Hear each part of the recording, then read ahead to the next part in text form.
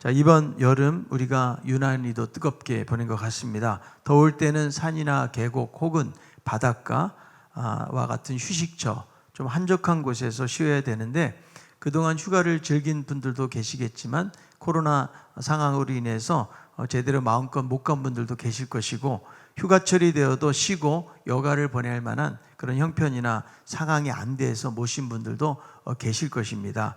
그런데 이 휴가라는 것은 어떻게 보면 사치스러운 이야기로 들릴 수 있을지는 모르겠지만 쉰다는 것은 참 중요합니다. 이렇게 바쁘고 살아가기도 힘든 세상에서 우리는 왜 쉬어야 되는가? 사람은 쉼을 통해서 활력과 에너지를 얻기 때문에 그런 것입니다. 그래서 건강한 삶을 살기 위해서는 쉬는 것이 필요한데요, 쉼이라는 것은 단순히 즐기기 위해서 일상의 삶을 중단하는 것이 아닙니다. 쉼 없이 가다 보면 사람은 계속된 스트레스 때문에 몸과 마음에 병이 들고 스스로에게 심각한 파괴를 가져오게 되는 것입니다. 그래서 하나님께서 인간을 만드실 때에 계속 일만 하는 존재로 만드신 것이 아니고 쉬도록 하나님께서 인간도 설계를 하신 거죠. 그래서 창세기에도 보니까 세상을 창조하실 때 6일 동안 창조하시고 하나님도 7일째 되는 날 안식을 하셨고, 또 안식이라는 계명을 통해서 하나님의 백성들이 쉬게 하시는 것을 볼 수가 있습니다. 예수님도 수고하고 무거운 짐자들아 다 내게로 오라, 내가 계속 너희들로 하여금 일하게 하리라, 이렇게 말씀하신 것이 아니고 쉬게 하리라. 또 사역에 지쳐있는 제자들을 향해서도 쉬라고 하셨는데 마가복음 6장 31절에 보니까 이르시되 너희는 따로 한적한 곳에 가서 잠깐 쉬어라 하시니 이는 오고 가는 사람이 많아 음식 먹을 겨를도 없음이라. 제자들의 사역이 얼마나 바빴는지 음식을 먹을 겨를도 없었는데 예수님께서는 잠깐 한적한 곳에 가서 쉬어라. 그래서 여러분, 쉰다는 것은 원기를 새롭게 한다. 그러니까 쉼을 통해서 우리는 활력을 얻고 원기를 새롭게 하기 때문에 너무나 중요하다는 것이죠. 물론 우리가 살아가면서 그럴 만한 삶의 여유를 갖지 못하는 경우도 많이 있거든요. 근데 우리는 충전받지 않으면 지치고 나중에는 탈진하게 되기 때문에 열심히 일하는 것도 중요하지만 또 쉴 때 적절하게 쉬어주는 것도 중요하다. 우리 신강교회 성도들은 일할 때 열심히 일하고 쉴 때도 잘 쉴 수 있기를 바랍니다. 자, 오늘 본문을 보니까 하나님께서 엘리야에게 쉼을 주시고 휴가를 보내시는데 어디로 가라고 하시는가? 그리시네가로 가라. 자, 열왕기상 17장에 보면 엘리야가 등장을 하는데 사역을 시작하자마자 하나님께서 쉬라고 하십니다. 1절에 보면 엘리야에 대해서 간단하게 소개하는데 길르앗에 우거하는 자 중에 디셉 사람 엘리야라고, 이런 간단한 소개와 함께 엘리야가 등장을 합니다. 그래서 엘리야에게 사명을 주는데 그 사명은 무엇인가 하면 당시 북이스라엘 왕 아합에게 가서 이제 이스라엘에 가뭄이 시작될 것이라는 선포를 하라는 것입니다. 그래서 어느 날 디셉 사람 엘리야가 혜성같이 나타나서 극악한 우상 숭배에 빠져있는 아합 왕을 찾아가서 경고를 하게 됩니다. 오늘 17장 1절에 있는 말씀인데요, 길르앗에 우거하는 자 중에 디셉 사람 엘리야가 아합에게 말하되 내가 섬기는 이스라엘의 하나님 여호와께서 살아계심을 두고 맹세하노니 내 말이 없으면 수년 동안 비도 이슬도 있지 아니하리라 하니라. 여러분, 우리가 아는 대로 북이스라엘 왕 아합은 하나님께 배교를 한 왕이에요. 그리고 바알과 아세라를 잘 섬겼던 그런 왕인데요, 이런 아합의 통치 속에서 북이스라엘은 여호와 신앙을 저버리게 되어지고 그리고 완전히 타락한 상황에 되었을 때에 그때 하나님께서 침묵을 깨시고 엘리야에게 사명을 주어서 보내게 하신 것이죠. 여러분, 이 엘리야도 정말 비장한 심정으로 나가지 않았을까요? 지금 왕이나 나라를 축복하러 간 것이 아니고 이스라엘에 이제 수년 동안 이슬도 없는 이런 하나님의 심판이 임한다는 엄중한 경고를 하러 갔기 때문에 지금 목숨 걸고 해야 되는 그런 상황이에요. 그렇지만 엘리야는 하나님 말씀에 순종해서 대담하게 선포를 했는데 이런 선포 이후에 하나님의 말씀이 임하는데 빛이 나라는 거예요. 어디로? 그리시네가로. 그래서 오늘 3절에 보니까 너는 여기서 떠나 동쪽으로 가서 요단 앞 그리시네가에 숨어 있으라. 여러분, 약간 김이 빠지지 않았을까요? 지금 하나님 말씀에 순종해가지고 악한 왕 앞에 가서 아주 담대하게 선포를 했는데 하나님은 곧바로 시냇가로 도망을 가려는 거예요. 그러니까 여러분 크게 한 소리 치고 자취를 감춰버린 것이죠. 여러분, 이 엘리야가 폭풍처럼 나타났을 때에 온 이스라엘의 시선이 집중되고 거기에 하나님의 역사를 기대하는 사람도 많았을 거예요. 그런데 그만 싱겁게 도전하고 도망가 버린, 어떻게 보면 비겁한 선지자라는 오명을 듣게 되었는지도 몰라요. 그런데 하나님의 말씀은 여기를 떠나 동쪽에 있는 그리시네가에 가서 숨어라. 왜 하나님께서 아합으로부터 엘리야를 보호해 주지 아니하시고 등장하자마자 비겁하게 도망가게 하셨을까? 이유가 있겠죠. 엘리야는 여호와의 말씀대로 그리시네가에서 숨어 지내게 되어지는데 하나님이 보내신 이유가 있다는 거예요. 그래서 오늘 본문을 통해서 이 그리시네가의 도피 생활을 통해서 주시는 은혜가 무엇인지를 생각해 보려고 합니다. 첫 번째는 이 그리시네가는 하나님의 피난처라는 거예요. 여러분, 첫 사역을 시작한 엘리야에게 그리시네가로 가서 쉬라는 하나님의 말씀은 사실 이해도 안 가고 여러 의아심이 들었는지도 몰라요. 왜 하나님이 사역의 큰 무대에 세우시고 아무것도 할 수 없는 시내가로 가게 하신 것일까? 이제 시작해서 뭔가 해보려고 하는데 이 하나님이 피하러 가시니까 도무지 이해도 안 가고 답답했을 것입니다. 그런데 이 엘리야의 태도를 보면 전혀 자기 의견이나 생각에 대해서는 표출하지 않고 하나님 말씀에 그대로 순종하는 모습을 보게 되어지는데, 여러분, 모든 일에는 계획과 전략이 필요하죠. 올림픽에서 선수들이 여러분 메달을 따려면 그냥 실력만 가지고 되는 것이 아니라는 거예요. 상대방에 대해서, 대상이나 상황에 대한 어떤 전략을 가지고 있어야 승리를 하게 되어지는데, 우리들은 성경을 통해서 하나님의 일하시는 방법을 보게 되어지는데 때로는 그것이 이해가 안 될 때가 있다는 거예요. 당장에는 일이 진행이 안 되는 것 같고 후퇴하는 것 같아도 하나님은 이 모든 일을 되게 하도록 하시기 위해서 엘리야를 자신의 계획대로 이끌어 가시는데, 지금 이 엘리야를 그리시네가로 인도하셨는데 바로 그것이 하나님이 예비하신 피난처라는 거예요.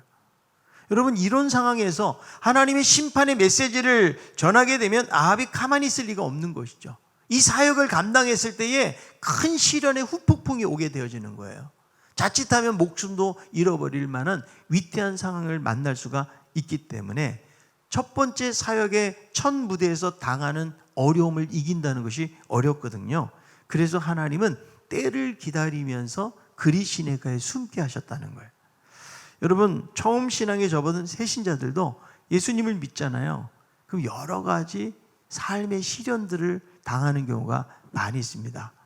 그래서 그런 회의적인 생각을 하기도 하죠. 야, 이거 혹시 잘못 믿는 거 아닌가? 그래서 중간에 중단하거나 혹은 여러 두려움을 갖는 경우도 많이 보게 되어지는데, 여러분, 믿음의 첫걸음을 뛸 때 시련이 찾아오는 것에 대한 마음의 준비를 할 필요가 있어요. 그래서 그 어려움을 딛고 나야 신앙의 바른 정착이 가능해지는 것입니다. 저도 고등학교 때 처음 예수를 믿게 되었는데 아주 오래되고 전통적인 그런 교회를 갔거든요. 근데 저는 타 지역에 살던 사람이었기 때문에 친구를 통해서 전도되어서 그 지역, 그 마을로 가게 된 것입니다. 그런데 정착하기가 정말 어려웠어요. 물론 학생회가 그 당시 한 80명 정도 모였는데 되게 평안하고 또 예배당도 늘 학교를 다니면서 길가에 있었기 때문에 자주 보는 그런 예배당이었거든요. 그런데 제가 교회를 나가다 보니까 그 동네 토박이들이 우리를 그 지역에 못 들어오도록 막는 거예요. 그래서 예배를 막 못 드리게 방해를 하고, 심지어는 예배 끝나고 나면 몽둥이를 들고 와서 우리를 다 때리겠다고 막 산속으로 도망갔던 그런 기억들이 많이 나는데, 아마 제가 교회를 다니다가 그 교회로 옮겼으면 아마 그 교회를 안 갔을 거예요. 지금 뭐 조폭그룹에 들어가는 것도 아닌데, 아니 교회를 가는데 이렇게 몽둥이 들고 와가지고 예배를 못 드리게 한다는 사실이 이해가 안 됐거든요. 그런데 저는 처음 믿으니까 원래 예수 믿는 게 이런 거구나. 저 아무것도 모르니까.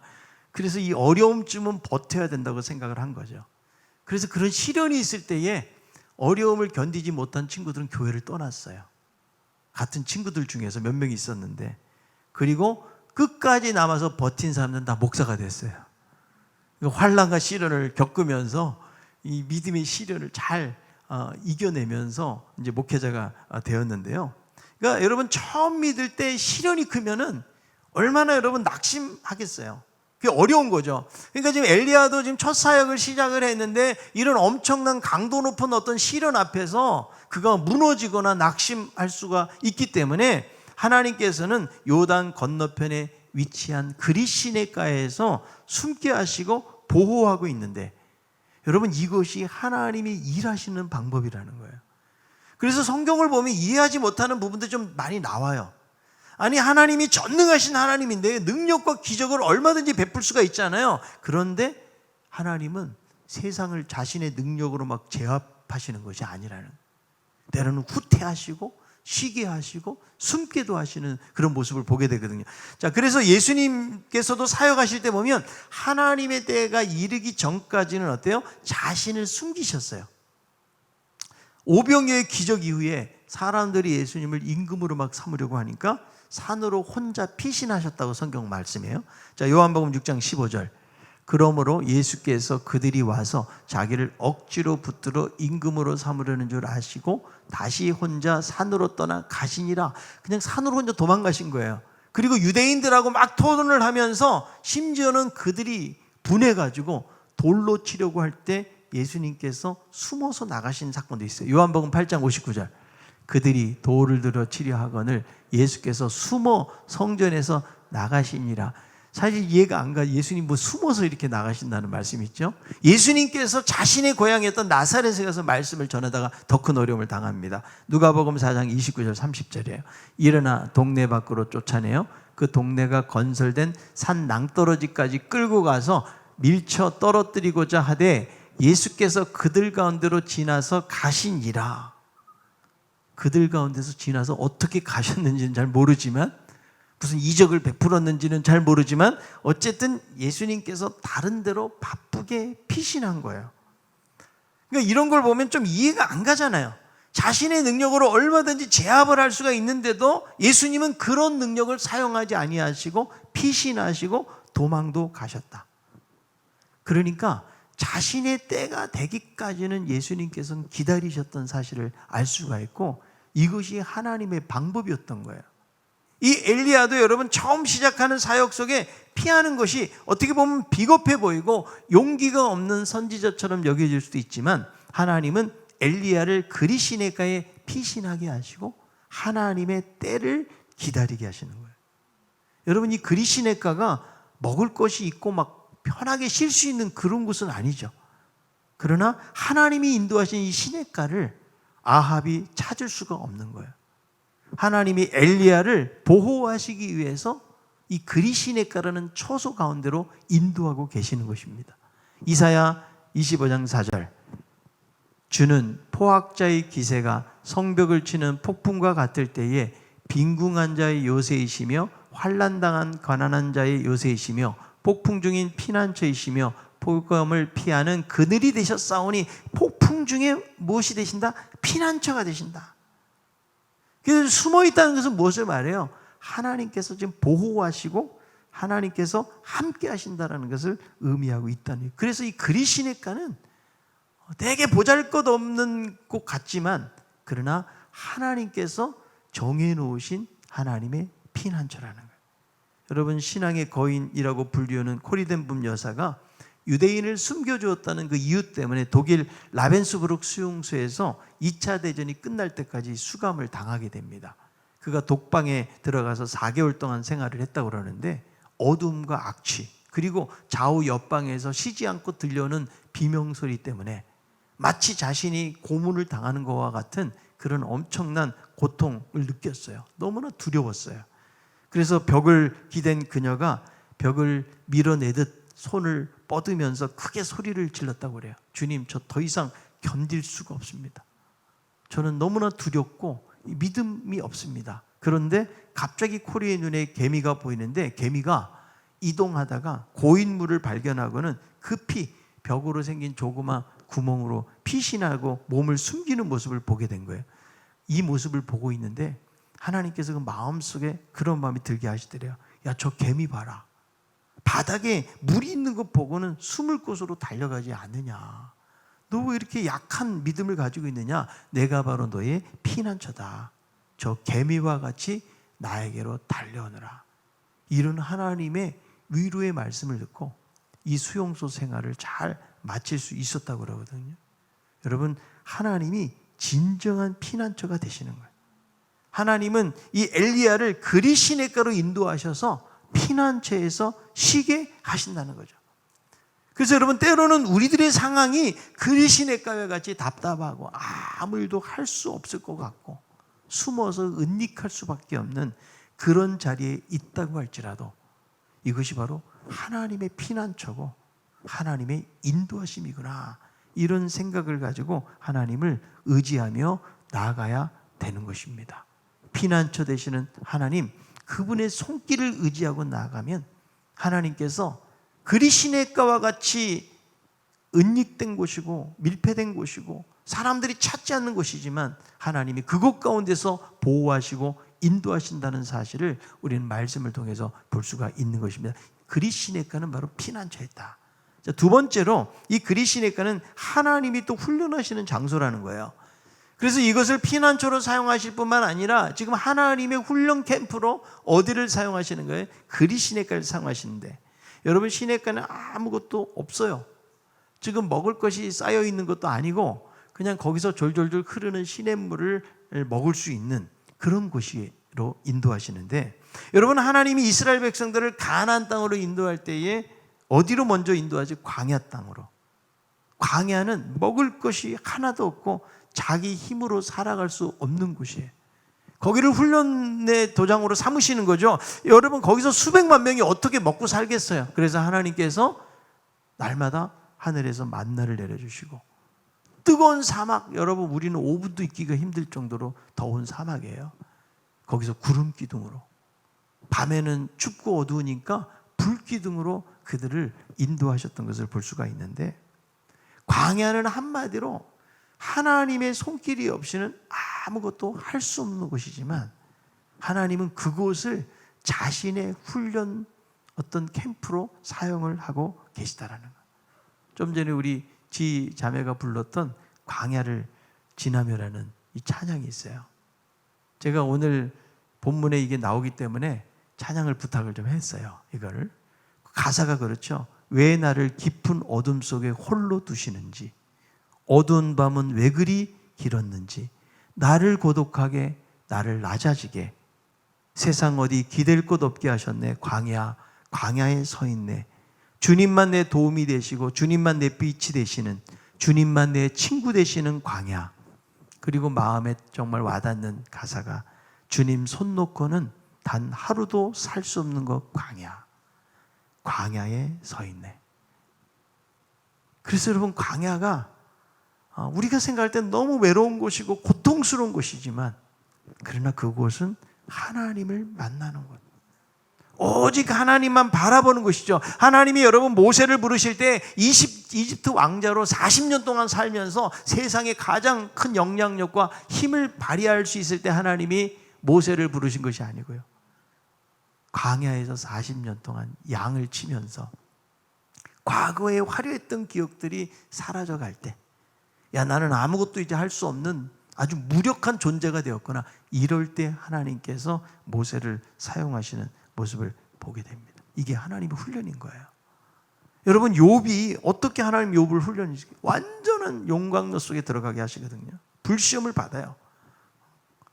여러분, 하루아침에 어떻게 재산이 다 날아가고 10명이 되는 자녀들이 다 죽고 건강적으로 치명적인 타격을 입으면서 그야말로 그냥 절망 중에 절망인 거죠. 그래서 욥이 자신의 재산, 자녀, 건강, 신앙, 자기의 의의를 주장할 만한 건덕지가 하나도 없도록 남기시는 그런 훈련을 통해서 욥은 어떻게 고백합니까? 42장, 욥기 42장 5절 6절. 내가 주께 대하여 귀로 듣기만 하였사오나 이제는 눈으로 주를 배옵나이다. 그러므로 내가 스스로 거두어드리고 티끌과 제 가운데서 회개하나이다. 귀로만 들었는데요, 이런 모진 고난과 시련을 통해 가지고 눈으로 하나님을 보게 된다는 것은 무엇을 말해? 그만큼 신앙이 성숙하게 되었다. 우리들도 광야를 거치지 않으면 우리의 신앙은 성숙해질 수가 없는 것이죠. 그래서 하나님이 광야를 사용하신다는 거예요. 여러분, 세례 요한이 메시아를 준비하기 위해서 어디서 준비를 해요? 광야에 외치는 소리. 심지어 예수님도 여러분 사역을 하시면서 어디로 가십니까? 광야로 가셔서 그분이 40일 동안 금식하면서 광야 여러 시험들을 거치면서 예수님께서 사역을 시작하는 모습을 보게 되어지는데, 이 그리시네가가 하나님이 훈련하시기 가장 좋은 거예요. 그래서 하나님이 어떻게 이 엘리야를 훈련시키는가 하면 하나님만, 오직 하나님만 신뢰하는 훈련을 시키는데, 그 방법이 뭘까요? 먹을 것을 공급해 주시는 거죠. 이 말은 무슨 말이에요? 하나님이 공급해 주지 않으면 살 수가 없다는 거예요.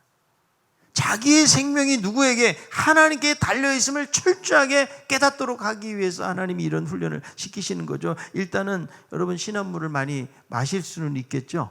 물은 마음껏 마셔라. 자, 열왕기상 17장 4절. 그 신의 물을 마시라. 내가 까마귀들에게 명령하여 거기서 너를 먹이게 하리라. 그래서 까마귀를 명령해가지고 하나님 어떤 일을 하시는가? 17장 6절에 있는 말씀이에요. 까마귀들이 아침에도 떡과 고기를, 저녁에도 떡과 고기를 가져왔고 그가 신의 물을 마셨으나. 자, 하루에 몇 끼? 2끼가 배달이 와요. 아침과 저녁에 떡과 고기로. 근데 하나님이 깜빡하셔가지고 지시를 안 해주시면 그날은 식사가 없는데, 하나님 신실하신 하나님이시기 때문에 하루도 빠짐없이 까마귀들이 식사를 날라다 줍니다. 여러분이 까마귀는 율법에 보면 부정한 동물로 나와 있고요. 우리 한국 사람들에게도 흉조로 그렇게 보고 기분이 나쁜데, 하나님은 까마귀를 통해서 엘리야를 먹여 살리고 있다는 거예요. 그러니까 엘리야는 이 시내가에서 세상과 차단이 되어져 있는 거예요. 하루하루 누구만 바라봐요? 하나님만 바라볼 수밖에 없는. 이스라엘 백성들이 먹을 것이 없으니까 아침에 일어나면 새벽에 만나가 내려왔잖아요. 하늘만 쳐다보고 언제 하나님이 내려주실까? 여러분, 다른 곳에 먹을 것이 많다 그러면 하늘만 쳐다보지 않았을 거예요. 그 구하러 다녔겠죠. 지금 시내가에도 여러분 주변에 먹을 것이 많았다 그러면 아마 다니면서 먹을 것을 구했을 때는 아무 먹을 것도 없으니까 그냥 하루 시작하고 배가 고파지면 누구를 바라봐요? 하나님을 바라보고, 하나님이 내 생명을 쥐고 계시고 하나님에 대해서 절대적으로 하나님을 의지하고 신뢰하는 훈련을 하나님이 하고 계시다라는 거죠. 그런데 여러분, 이 훈련을 보면 하나님께서 참 은혜가 많으시고 풍족하신 분인데, 딱 먹을 만큼만 하나님께서 주시고 다양하게 주시질 않아요. 그냥 있는 동안 얼마 동안 머물렀는지 그냥 떡과 고기만 갖다 주시는 하나님이신 것이죠. 왜 그럴까요? 절제 훈련을 시키는 거예요. 자, 우리들도 여러분 하나님 앞에 기도할 때가 있잖아요. 하나님, 이거 좀 꼭 채워주세요. 이 문제 좀 해결해 주세요. 그런데 막 곧바로 응답이 왔으면 좋겠어요. 그런데 응답이 여러분 잘 오십니까? 특히 응답이 잘 안 오는 게, 돈 보내달라면 응답이 잘 안 와요. 아슬아슬하게 오고, 그리고 막 충분히 채워져가지고 해결이 다 되면 좋은데 그냥 간신히 채워지는 정도로 될 때가 참 많이 있는데, 아니 부자이시고 온 세상의 주인이신 하나님께서 왜 그렇게 하실까? 우리들을 하나님이 절제 가운데서 우리들을 인도해 가신다는 거예요. 그래서 엘리야에게 딱 먹을 만치만 주는데, 여러분 이스라엘 백성들도 마찬가지예요. 출애굽기 16장 18절. 오멜로 되어 본즉 많이 거둔 자도 남음이 없고 적게 거둔 자도 부족함이 없이 각 사람은 먹을 만큼만 거두었더라. 이게 중요한 거예요, 여러분. 먹을 만큼이에요. 남는 것도 없이 그냥 그날 먹는 것으로 족하다라는 거죠. 그래서 여러분, 이런 훈련이 없잖아요. 우리는 여러분 살다 보면 조금만 불편해지면 참지를 못한다는 거예요. 여러분, 이스라엘 백성도 이런 훈련을 받으면서도 참지를 못했어요. 하나님이 만나만 주시니까 그냥 만나만 먹다가 질려가지고 뭐가 생각이 날까요? 애굽에서 먹던 수박, 마늘, 거기 여러 가지 향료들이 생각이 났던 거죠. 여러분, 이게 사람의 마음이라는 거예요. 제가 전에 부교육자 시절에 제가 다니던 교회에서 점심때마다 식당을 했기 때문에 거의 점심을 거기서 먹었어요. 근데 채식으로 바꾼 거, 어느 날 채식 뷔페. 처음엔 너무 좋았어요. 채식이. 야, 이제 막 이 건강하게 되겠구나.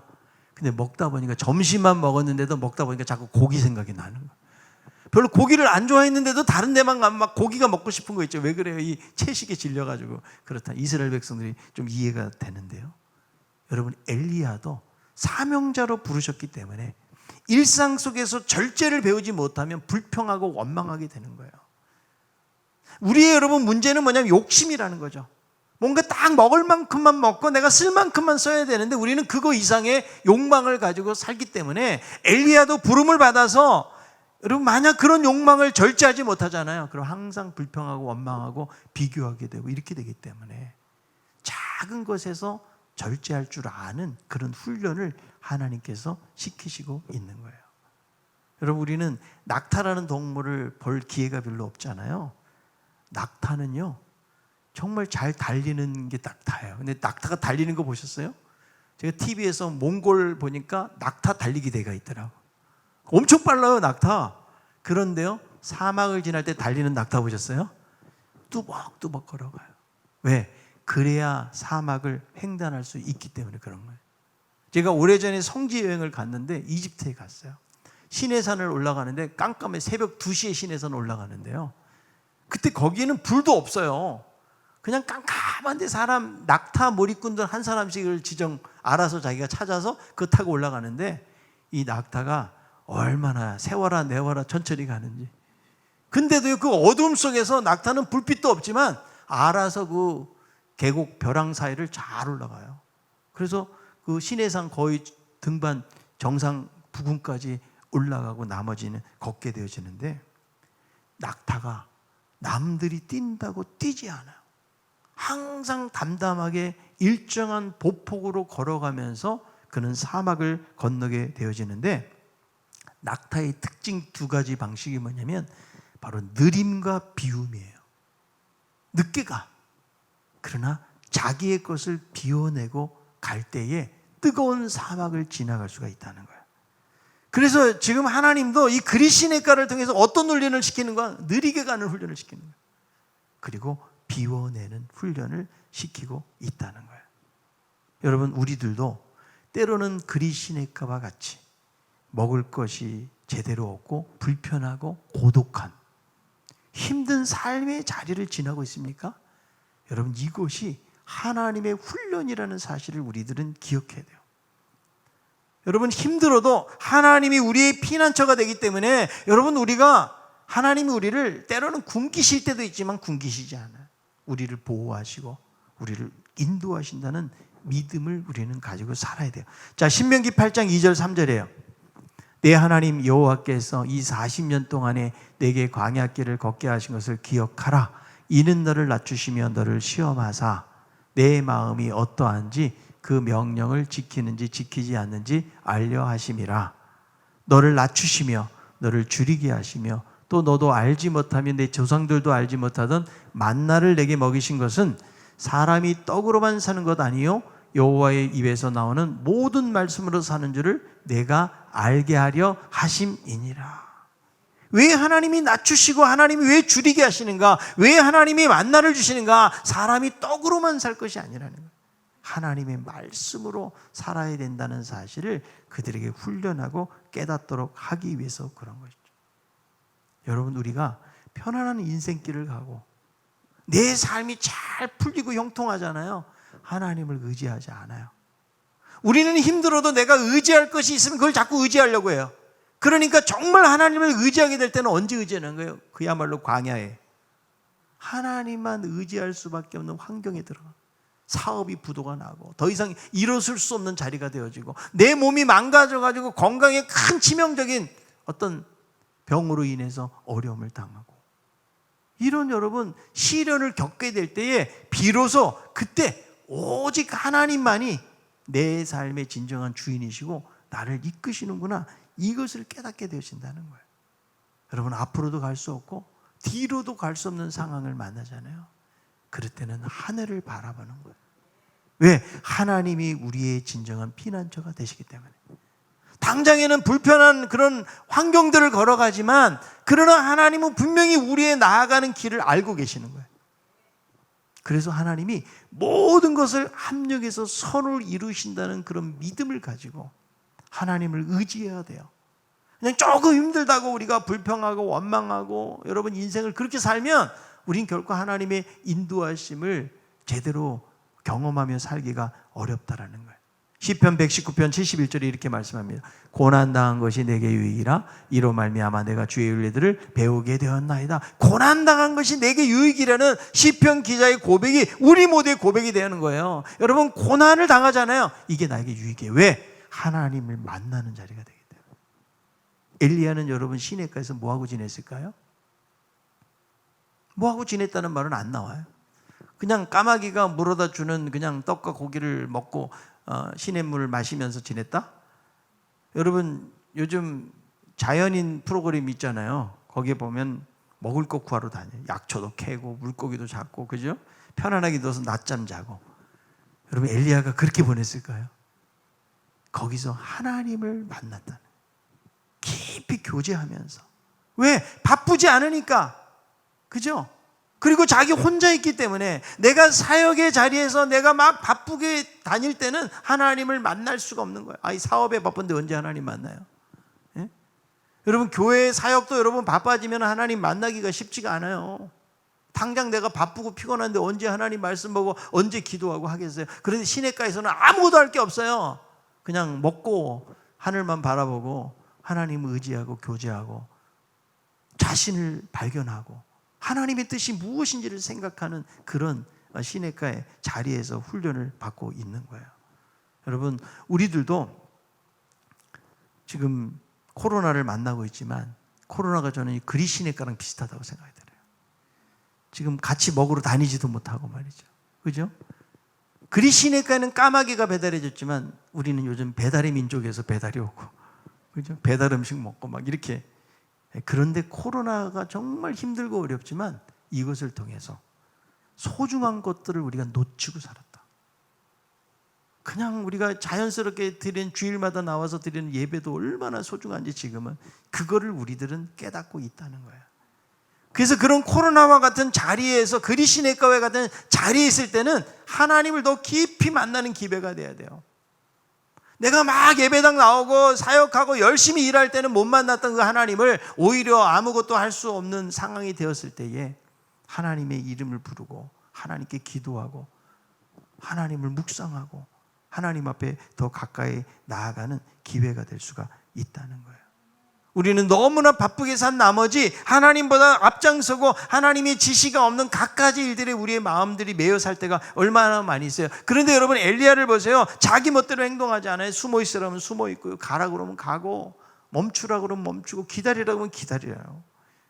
그 말씀에 그대로 순종하는 모습을 보지 않습니까? 여러분 그 무더웠던 여름이 요즘 아침 저녁으로 좀 선선한 바람이 불어오고 어느덧 지나가고 있어요. 코로나도 지금 2년 동안 오고 있고 어떻게 보면 앞이 잘 보이지는 않지만 그러나 이것도 지나가리라. 아멘. 그래서 여러 가지로 힘겹고 불편한 상황의 자리에 우리가 있다고 할지라도 하나님이 하나님의 나라를 위해서 나의 인격을 다듬으시고 나를 훈련시키시는구나. 그리고 광야의 길을 걷고 있다면 이곳이 곧 하나님을 만나는 곳이구나. 내가 세상 의지하지 않고 오직 하나님만 의지하고 믿음으로 내가 나아가야 되겠구나 하는 것들을 우리는 이 말씀을 통해서 깨닫게 되어지는 것입니다. 여러분 그리 시냇가에 같은 시간들 속에서 하나님을 더욱더 깊이 있게 만나고 그분과 교제함으로 오히려 영적인 부유함을 누리고 또 하나님의 때를 잘 준비하면서 살아갈 수 있는 우리 모두가 다 될 수 있기를 바랍니다.